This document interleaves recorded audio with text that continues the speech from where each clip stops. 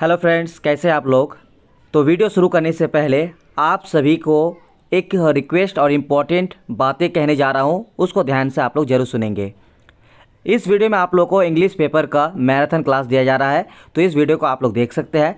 अगर आपको English paper को हिंदी में भी और बढ़िया से अगर आपको समझना है तो इसके लिए डिस्क्रिप्शन में एक लिंक होगा, उसमें भी इंग्लिश पेपर को बढ़िया से और हिंदी लैंग्वेज यानी आपका बाय लैंग्वेज हिंदी और इंग्लिश दोनों का यूज करके आप लोगों को वीडियो मिलेगा, वो आपको डिस्क्रिप्शन में मिल जाएगा लिंक।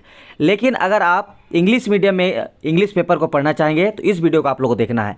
ठीक है, आपके सामने दो ऑप्शन रहा। एक, इस वीडियो को वो स्टूडेंट्स देखेंगे जो इंग्लिश को इंग्लिश मीडियम में ही देखना चाहेंगे, और अगर आप इंग्लिश पेपर को हिंदी मीडियम में देखना चाहेंगे तो डिस्क्रिप्शन में लिंक है या फिर आई बटन पर लिंक मिल जाएगा, आप लोग वहां जाकर इस वीडियो को देख लीजिएगा। हिंदी मीडियम में ही समझाया गया है इंग्लिश पेपर को। Hello friends, so today we will go through DELED English paper, that is paper 5. In this video we will go through only the pedagogy parts. From this part you will get to attempt 2 questions minimum. So other than this you have to attempt 3 questions from the grammar section, which may include letter writing, essay writing, opposite words, similar words, sentence framing, fill in the blanks, articles, prepositions. So I hope that you can go through the grammar part on your own. You have the syllabus. So let's begin with the first topic, that is purpose of learning English in the present context. What is the purpose of learning English in the present context? In this question we have around 8 to 10 points which we will discuss one by one. I hope that you have gone through this or you can go through the PDF. So the points are, okay, let's see, why is English important? English is important for the opening of the borders of the language speakers. Means we have so many of languages in our own country, in different countries, to communicate, to talk with one another, to consult with other, for trade, for business, for traveling, for spending vacations. We have to know a language which is known to all. So English is used for it mainly. Now let's go through the point. English is the first language for the elite in India. English has entrenched itself in Indian society, which in turn resulted in several varieties of English in India. English is virtually the first language for many educated Indians, and for many who speak more than one language, English is the second language. In terms of numbers of English speakers, Indian subcontinent ranks third in world after USA and UK. English is the first language for elite in India. Means English is very popular in India. It is usually the first language for many of the educated Indians and the second language of the persons who know more than one language. And Indian subcontinent is the third largest English speaker after USA and UK. Second point is, English is an international language. As I said, there is language barrier when we go to different countries for any purpose, for trade, for business, for traveling. So to communicate with one another, to have the greater understanding, to interlink different countries of the world, there should be a means of communication, and English is that means of communication. English is a library language. Why English is a library language? English is very important because it is extremely rich in books which have served the past and continue to serve us for a long time in the future. English has lot of books in science, law, medicine, engineering, agriculture, and basically most of the learning materials are provided in English language. So learning a language like English is a significant enterprise. Third is English as an associate official language. English is now recognized as an official language with Hindi the official language. Even now, almost all central government communication issued in Hindi are provided with English version. English serves as a linguistic for the administrative cohesiveness in India. As I said that English works as an official language in India along with Hindi because English serves as the linguistic for administrative cohesiveness. The government has ordered that communicating through both regional language and English. Now, third is English as a major window to the modern world. English is a window through which we are able to see the scientific, technology, agricultural, commercial, and literary developments taking in the place in the world sufficient. Mastery of English is the only way to achieve the treasure of knowledge. English in media. English plays a dominant role in media. It used as a medium for interstate communication, the pan-India press, and the broadcasting both before and after India's press. The English press in India initiated serious journalism in the country. English language newspapers are published practically in all states. English in education. English is the state language of two states in eastern India, Meghalaya and Nagaland. It is the main medium of instruction at the postgraduate level and is taught as second language at every state of education in all states of India. Despite the high fees charged by English medium school, there has been a scramble for them. English does play an important role in the field of education. On the basis of above explanation, it can be safely that English language learning is essential for a progressive society, as English is a progressive, universal, dynamic, flexible language.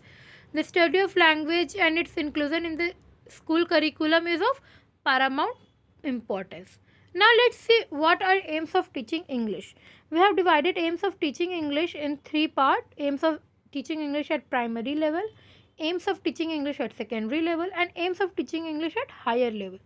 As we know that aims are decided according to the intelligence of the children, so the aims are divided in three parts. Now first, aims of teaching English at primary level: understand simple statements when spoken. The students should understand what the statements are, the simple statements which are spoken, what does they mean. Acquire ability to read fluently, ask simple questions related to his experience, respond to short conversational questions, express in writing with reasonable accuracy on topics. Now, aims of teaching English in secondary level: understanding short speeches, narratives, commentaries, or prescribed passage, asking sensible question and answering the question, reading short stories, appreciating simple poems, writing English neatly, legibly, and correctly with proper punctuation and spelling, writing simple letters and simple dialogues. Aims of teaching English in higher level: speak English fluently, accurately, and frequently, responding to situations actively, ability to understand the native speakers and also able to respond to them, reading books, periodicals, and newspapers in English with proper understanding, using reference material, encyclopedia, dictionary, reference books, etc. Now, the another topic which we have to go through is objectives of teaching English. There are different objectives of teaching English. The first one is cultural aim. The aim of teaching English is to bring people of diverse culture closer to each other and develop intellectual and understanding the country. It also aims to keep the different cultural groups of India united. English learning enables the student to understand people across national barriers by giving him an insight into the ways of life. Literary aim: English literature is rich and varied and is embedded with a wealth of thought and emotions. The children, when taught the English language and its literature, experience a sense of pleasure and enjoyment. They got a proper understanding of life reflected through literature and they develop their sense of creativity and mental powers. Utilitarian aim: English has immense utility value to students and professionals. A widely quoted statistic is that 80% of the world's electronic stored information is currently in English. Linguistic aim: the learner is to be equipped with the command of English which allows him to express himself. Interrogative aim: teaching of English is the unifying factor and help national integration. English serves as a medium for interstate corresponding to enable unity and diversity. English language functions in the Indian social cultural context to perform rules and relevant and appropriate to the social, educational and administrative network of India. It is only through English that we can establish social, economic, cultural and political relations with other countries of the world. English is a necessity in India as it coordinates all the religions of India. Now we will go through methods of teaching English. See friends, I am going to give you the important methods name.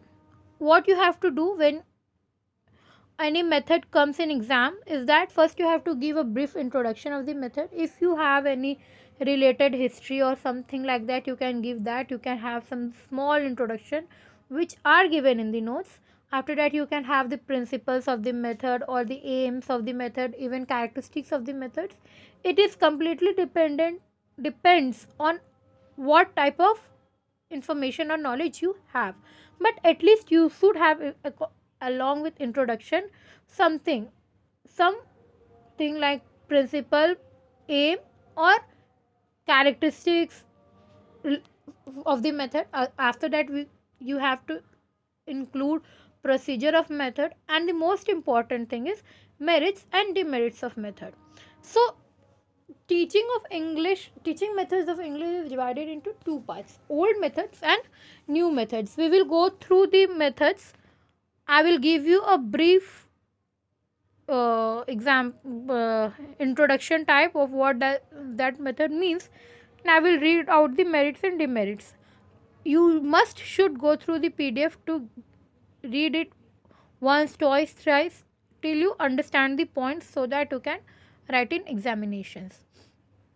So the first one is grammar translation method. Grammar translation method is the oldest method of teaching any language. Not only in English, it is very useful in teaching all the other languages including Sanskrit, Hindi, Persian. And the grammar translation method was very popular with European and foreign language. What happens in this method is that the learning material is prescribed to the reader, and the teacher, what he or she does is that he or she reads word to word, phrase to phrase, sentence to sentence in front of the teacher and translate it into the mother tongue. The teacher writes out the meaning of the unknown words in the blackboard and asks the students to take them down. And the teacher explains what are the grammatical points and add the rules, and people have to learn it. What does basically happens in this is that what happens in Indian education system in junior classes. हम लोग को book दिया जाता था. Teacher used to teach A for apple. Apple का मतलब सेब. What they did was they translated word to word into our mother tongue, that was Hindi, so that student can grasp it or they can relate it to their daily life and can learn it quickly. Little bit higher when they come, they translate from sentence to sentence, phrase to phrase, and write the difficult meanings in the blackboard, and they ask the students to copy it down, and along with that they give some jots of grammatical rules, grammatical points, and ask the people to learn it. There are merits and demerits of the method. The method is very successful in present day classroom where there are large number of students. These we are discussing about merits. It makes a few demands on the teacher like accuracy. It provides clarity of new and difficult words. It is time saving method and facilitates teaching learning process. This method does not require much labor on the part of teacher. What are the demerits? Exact word to word translation is never possible. Translation method attempts to teach English by rules and not by use. It is dull and mechanical method, and little or no attention is paid to the pronunciation of words. Now another we have the direct method. The direct method is reaction against the grammar translation method. It is also called the natural method. This is the best method to teach English or to teach any language. It is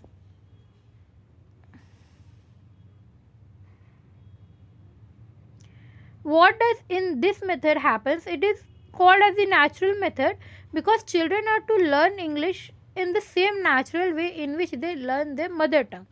This is a method in which they learn new word or expressions is connected to people mind directly with what it stands for and not through the medium of vernacular. What does it means? Like when we teach small students, like when a teacher say come to me, they show hand gestures like come to me.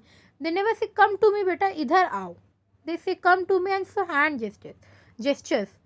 So what does it lays impact on? Like come to me and showing the hand gesture, the student understand that come to means मतलब मेरे पास आओ. So what happens that the words are connected to what they represent for by action in the mind, not by the vernacular or by translating it into the mother tongue. So it is called the natural method and it is the best method to teach any language. You can go through the aims of method, principles, procedure. What we will go through is merit and demerits. The merits of the method are: the method helps the learner develop oral fluency and spontaneity. The learners get a lot of exposure to the English language. The use of pictures, objects, models, actions, illustrations, and demonstrations make the lesson irritating and real. The method facilitates reading and writing. Function grammar is emphasized in this method. What are demerits? Not suitable for all students, would be difficult for average and below average students. Ignores the use of mother tongue completely. Direct method is a time consuming. Lack of competent teacher to use this method. It discards the teaching of formal grammar, which is essential branch of language learning. The structural approach. The structural approach originated from the description of language provided by American linguistics and sought to identify and describe the from patterns of a language in an explicit and rigorous manner. The structural approach is based on the assumption that language can be leased through a scientific section and graduation of structure or patterns of a sentences or vocabulary.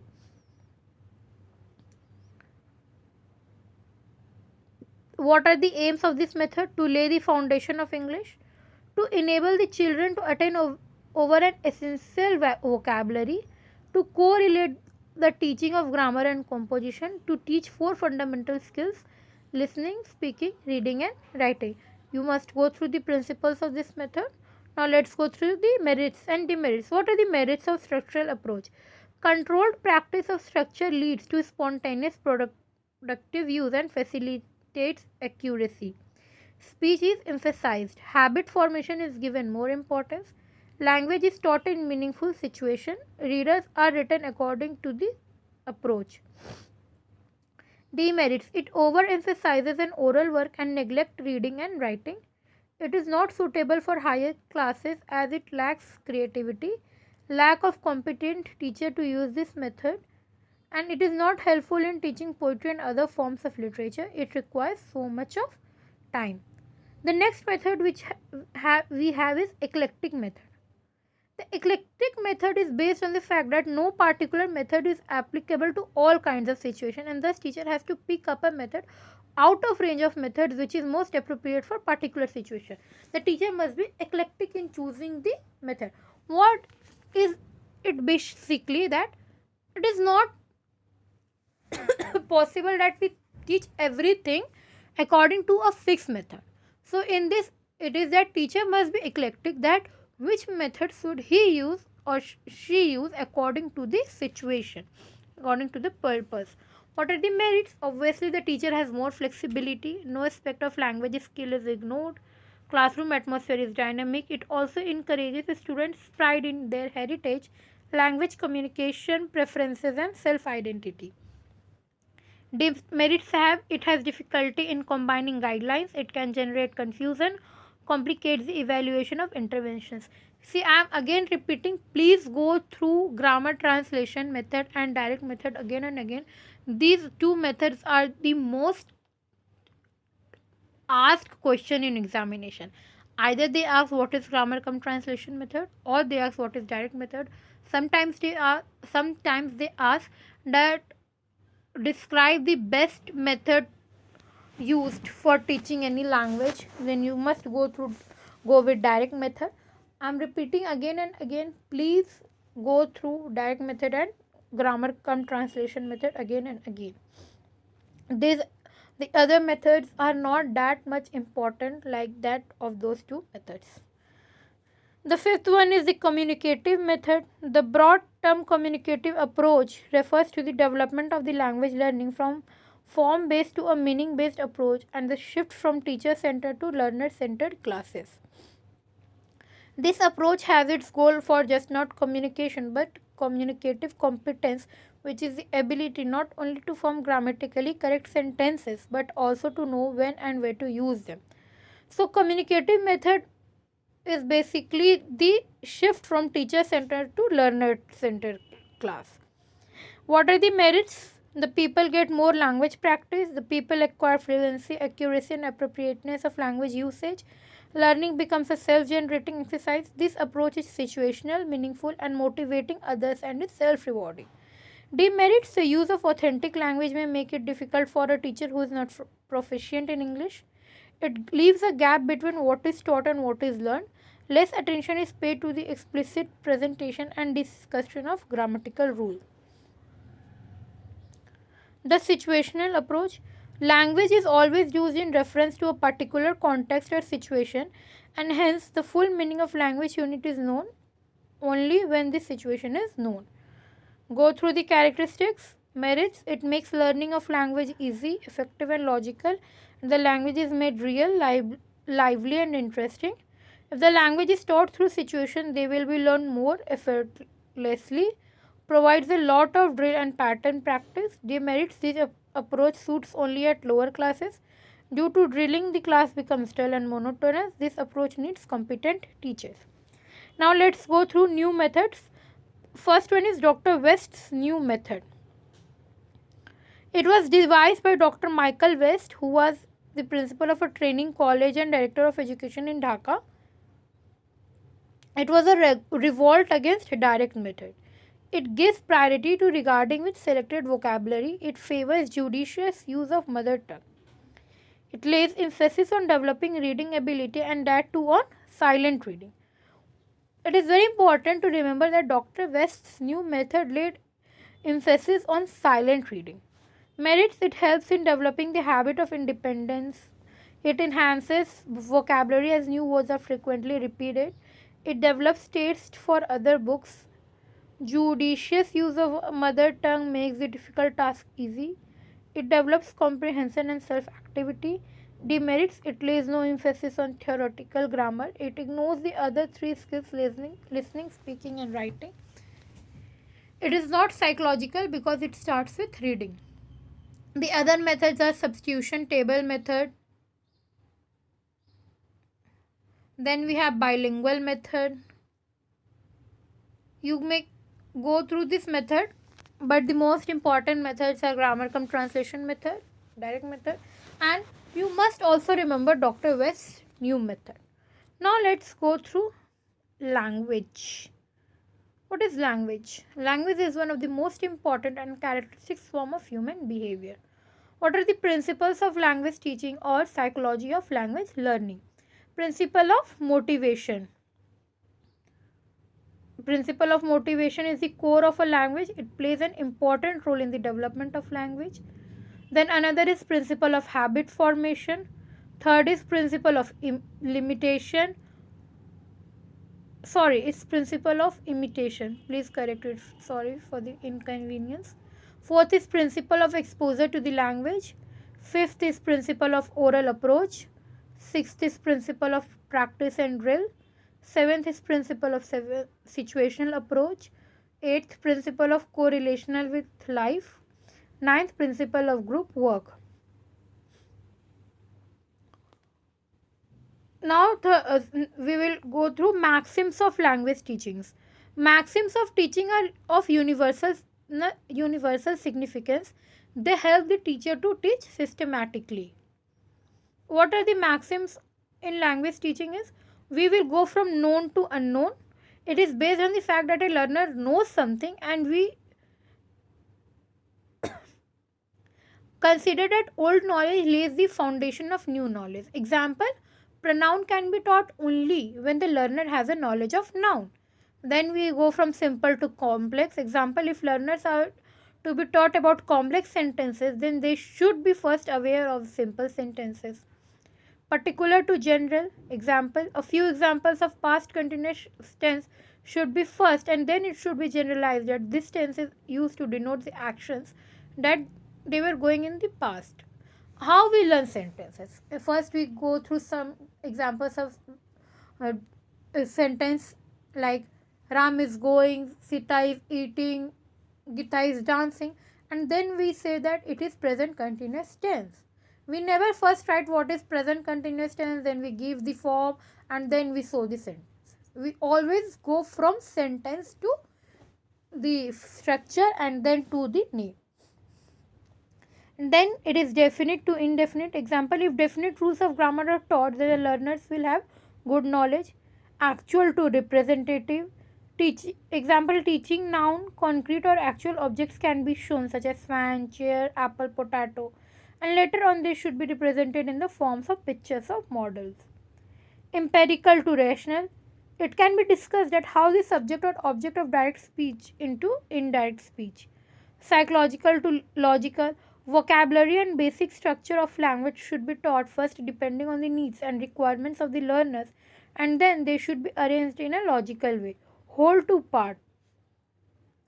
First a full sentence should be taught, then its part, subject, predicate and verb should be analyzed.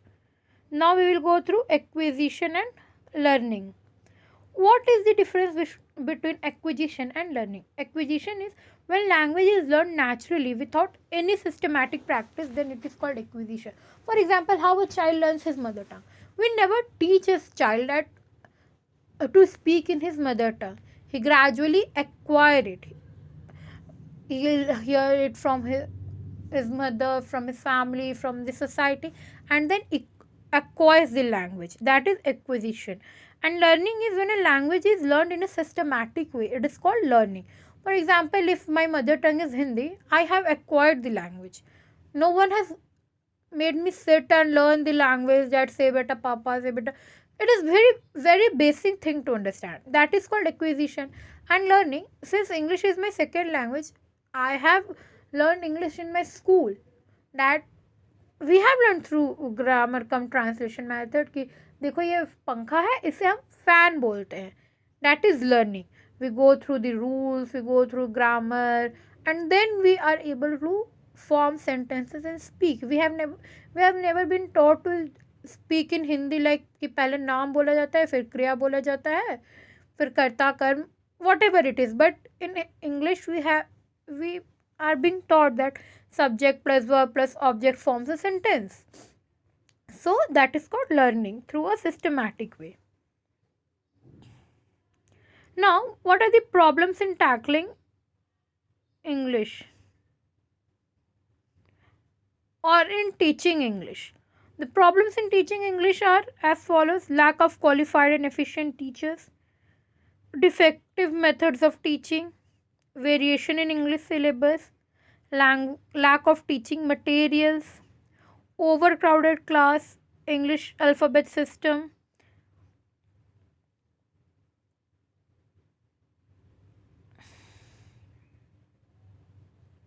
defective learning system, lack of clear aim and objectives. I request you all to please go through these points in details.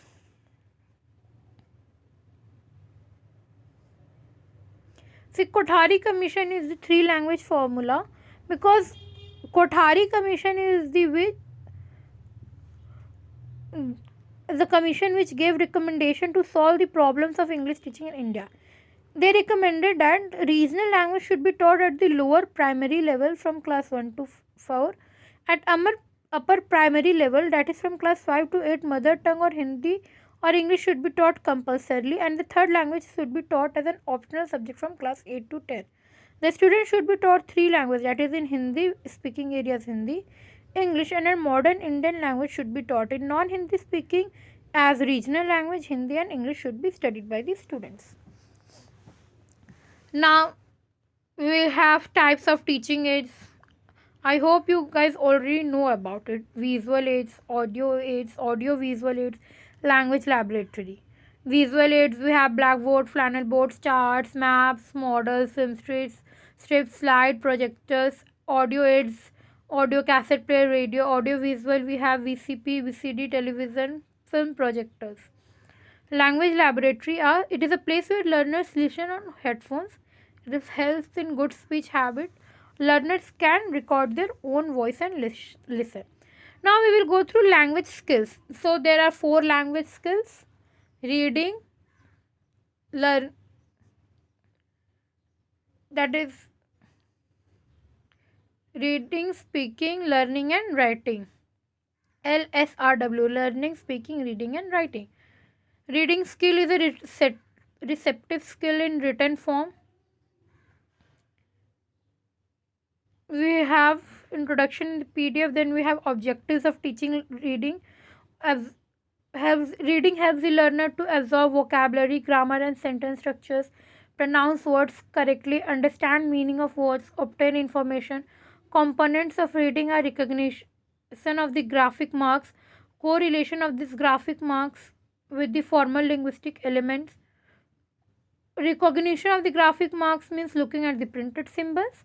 Then correlation of these graphic marks with formal linguistic elements means producing sound, and correlation of sound with its meaning is visualizing concrete ideas or sense. Methods of teaching reading are alphabet method, phonic method, word method, phrase method, sentence method and story method. There are 3 stages in reading: preparatory reading, that is pre-reading stage; productive reading, that is the main stage; and imagination reading. There are 4 types of reading: loud reading, silent reading, intensive reading and extensive reading. Every types of reading has their own objective, advantages and disadvantages. You can see that it is been discussed. Then we have listening skill. It is an oral related with hearing input. It involves a sender, a messenger and a receiver. Learning of a language starts from listening. There are 2 listening situations. One is interactive or active situation and another one is non-interactive. In interactive, it is face-to-face or both party conversation, that is two-way conversation. Non-interactive is a one-way conversation. Interactive provides feedback, non-interactive does not provide feedback.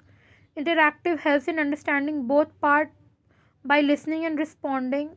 In non-interactive, there is no such case. In interactive, there is chances for classification and repetition. In non-interactive, there is no such chance. Interactive examples are telephone conversation or talking face to face. Non-interactive, we have radio, television, films, public announcements, speech and lectures.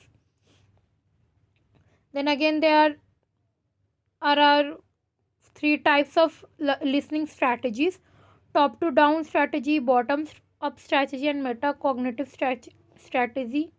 We have role of listening. Then third one is speaking skill. It is a productive or expensive skill in oral mode. It is a crucial part of learning. It is regarded as a measure of knowing a language. Objectives: technique of teaching speaking language, input, content oriented, form oriented, structural output. The another one is writing skills. This skill is of great importance. It is a useful means of organizing thoughts and giving it a precision. It demands the problem of orthographic symbols. It reinforces oral and reading work. Without writing, it is very difficult to keep in mind the various aspects of a subject. Then we have what are the characteristics of a good handwriting, like letter style and uniformity, legibility, spacing, simplicity, size, silent letters, homophones. Methods of teaching spellings: new drill method, incidental method, playway method, transcription method, dictation method, and dictionary method. Now again we have what the next we have what are the different types kinds of teaching aids, or discuss the types of audio visual aids, or discuss the types of audio aids, or discuss the type of video aids. I don't think that I have to make you understand what are audio visual aids, what are audio aids, what are video aids. Visual aids are the aids which consist to eye. Some main visual aids are cartoons, textbook, globe, blackboard, flashboard, museum, pictures, chants, maps. Audio aids are radio, tape recorder, gramophone, headphone, linguaphone. Audio visual aids are film, television, video cassette player, video compact display, dreamer. All the aids are described here in detail. I request you to go through this as you can see in the PDF, and all the best for your upcoming examination. Thank you. I hope this would help you. Apart from this PDF, please go through the grammar section, and I and be sure if you go through this PDF, your 2 questions from the pedagogy part you can attempt it very easily. Thank you and all the best for your next coming exams.